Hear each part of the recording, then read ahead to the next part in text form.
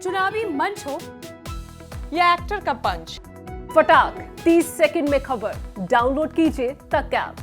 नमस्कार, आप देख रहे हैं हरियाणा तक। मैं हूं रोहतक से सुरेंद्र सिंह।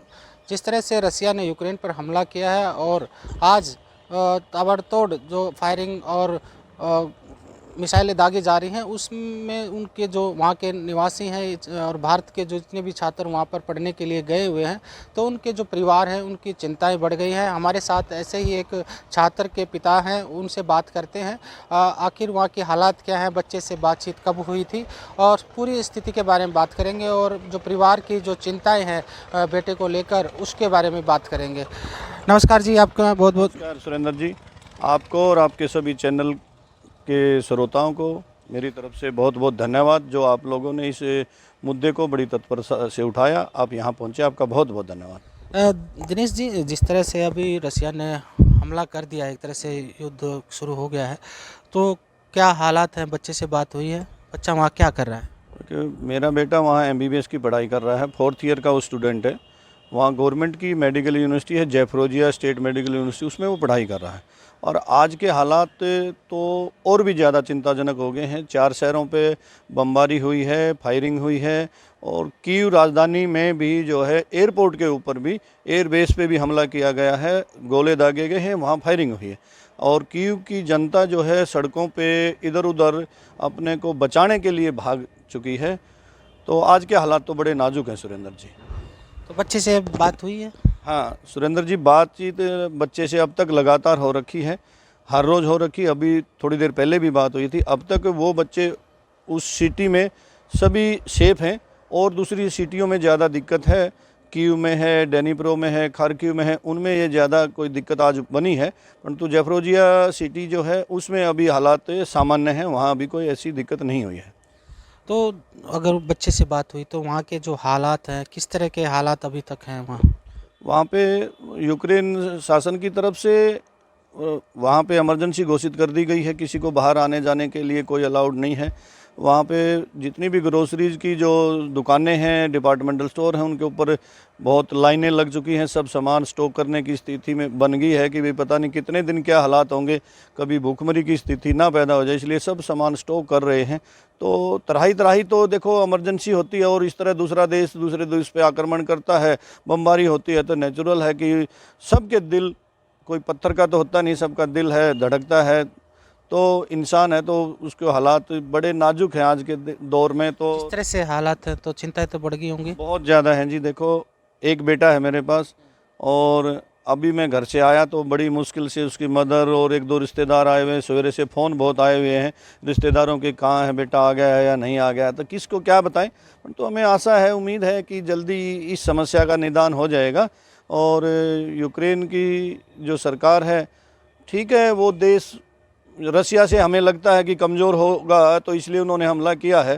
परंतु उम्मीद है कि वो भी जनमानस की भावनाओं को और जनमानस की जो जान को देखते हुए वो भी कोई ना कोई इस तरह का कदम उठाएंगे और संयुक्त राष्ट्र की तरफ से भी जो है ना कोई बात उठाई जाएगी। भारत सरकार की तरफ से भी हम आशा करते हैं कि भाई अपने यहाँ के लगभग 18,000 के लगभग स्टूडेंट वहाँ हैं इंडिया के, और 1,000 के करीब हरियाणा के स्टूडेंट का आंकड़ा है, और लगभग रोहतक ज़िले के 125 120-25 के आसपास के कुछ स्टूडेंट हैं जो कि वहाँ पढ़ाई कर रहे हैं यूक्रेन में। अदर बहुत सारी यूनिवर्सिटीज़, मेडिकल की यूनिवर्सिटीज़ हैं, उनमें पढ़ाई कर रहे हैं।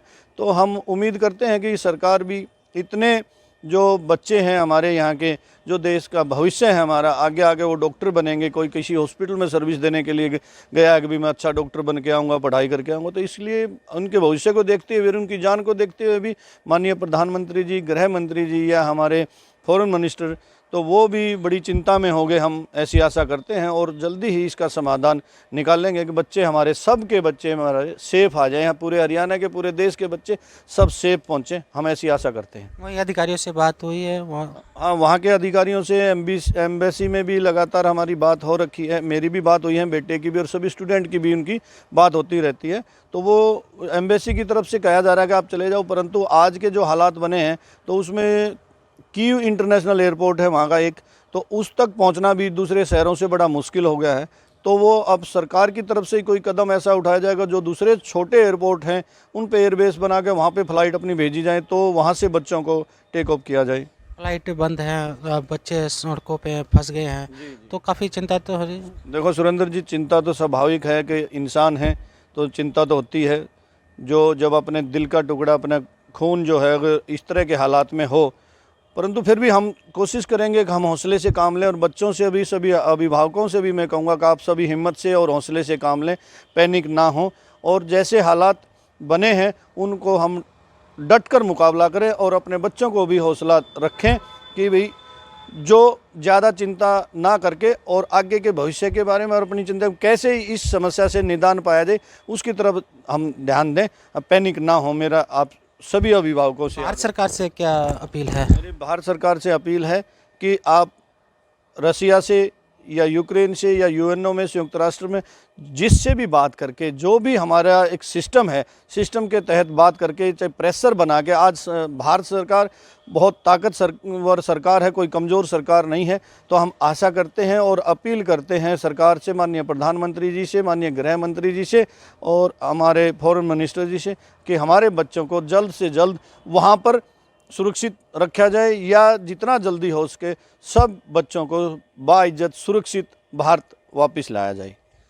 ये थे एक बेटे के पिता जिन्होंने भारत सरकार से अपील की है कि जल्द से जल्द उन बच्चों को सुरक्षित एक जगह रखवा जाए या फिर उन्हें सुरक्षित भारत वापस लाया जाए।